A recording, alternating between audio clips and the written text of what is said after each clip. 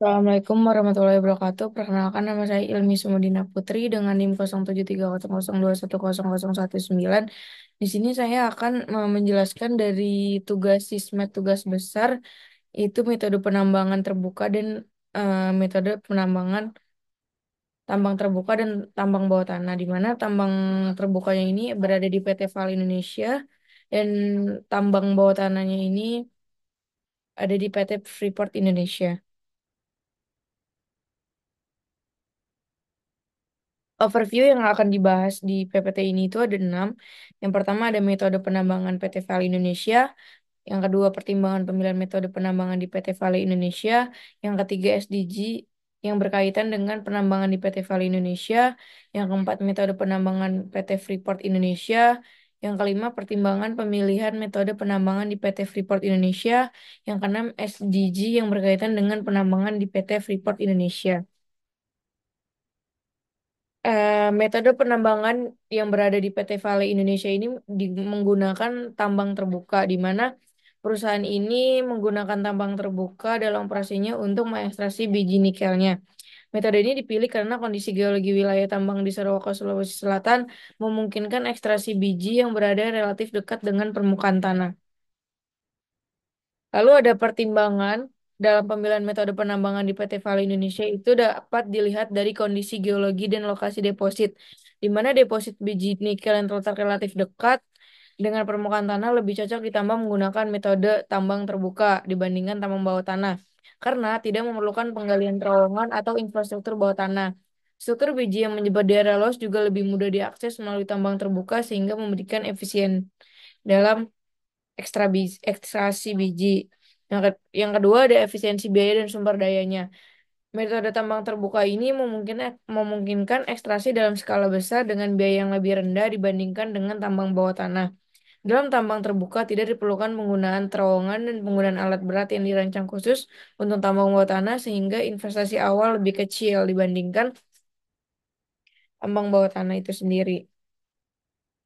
Lalu pertimbangannya bisa dilihat dari tingkat produksi yang tinggi, di mana metode tambang terbuka di PT Vali ini itu menghasilkan biji nikel yang volumenya besar dalam waktu relatif singkat, dan proses penggalian dan pengangkutan material dapat dilakukan secara efisien menggunakan alat berat yang berkapasitas besar. Lalu ada faktor keamanan operasional, di mana keamanan operasional ini menjadi salah satu alasan yang penting dalam memilih metode penambangan.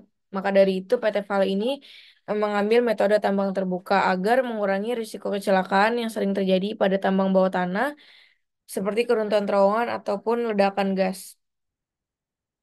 Lalu ada pengelolaan lingkungan yang lebih terukur, di mana tambang terbuka ini memiliki dampak lingkungan yang signifikan, seperti kerusakan lahan dan deforestasi. Dampak tersebut lebih mudah dipantau dan dikelola dibandingkan tambang bawah tanah.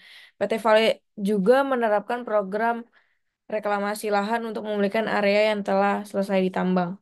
Lalu ada aksesibilitas infrastruktur, di mana tambang terbuka ini memberikan kemudahan akses terhadap infrastruktur pendukung seperti jalan angkut, fasilitas pengolahan, dan area penyimpanan. Hal ini memungkinkan PT Vale untuk mengoptimalkan logistik dan memastikan kelancaran distribusi biji ke pabrik pengolahan. Lalu ada SDG yang berkaitan dengan penambangan di PT Vale Indonesia, yaitu ada di SDG nomor 8, di mana pekerjaan layak dan pertumbuhan ekonomi. Jadi PT Vale ini memberikan kontribusi signifikan terhadap penciptaan lapangan kerja, khususnya di daerah operasinya, yaitu di daerah Sarawak, Sulawesi Selatan itu sendiri. Perusahaan ini telah memperkerjakan ribuan pekerjaan lokal dan memberikan pelatihan untuk meningkatkan keterampilan tenaga kerja. Lalu selanjutnya ada di SDG 9 ada industri, inovasi, dan infrastruktur. Sebagai bagian dari industri, PT Vale juga mengadopsi teknologi modern untuk meningkatkan efisiensi operasional dan mengurangi dampak lingkungan. Penggunaan teknologi ramah lingkungan dalam proses tambang dan pengolahan biji nikel menunjukkan kontribusi perusahaan terhadap inovasi industri yang berkelanjutan. Lalu ada di SDG 12, yaitu konsumsi dan produksi yang bertanggung jawab, di mana pengolahan sumber daya alam secara bijaksana menjadi salah satu fokus utama PT Vale Indonesia. Perusahaan ini memastikan bahwa ekstraksi biji nikel dilakukan dengan prinsip responsible mining, di mana dampak lingkungan dikelola dengan baik melalui program reklamasi lahan dan pengolahan limbah. Lalu ada SDG 13 yaitu penanganan perubahan iklim di mana PT Vale juga berkontribusi dalam mitigasi perubahan iklim melalui berbagai langkah seperti pengurangan emisi karbon dari operasional tambangnya dan pengolahan limbah secara bertanggung jawab. Selain itu, perusahaan terlibat dalam proyek-proyek rehabilitasi lahan yang berkontribusi pada peningkatan serapan karbon di area bekas tambang. Selanjutnya ada metode penambangan di PT Freeport Indonesia, yaitu metode yang digunakan awalnya itu ada di tambang terbuka, tapi eh, setelah bertahun-tahun diganti dengan tambang bawah tanah karena jauhnya letak biji dari permukaan. Jadi PT Vale ini menggunakan teknik dalam tambang bawah seperti block caving dan cut and fill mining.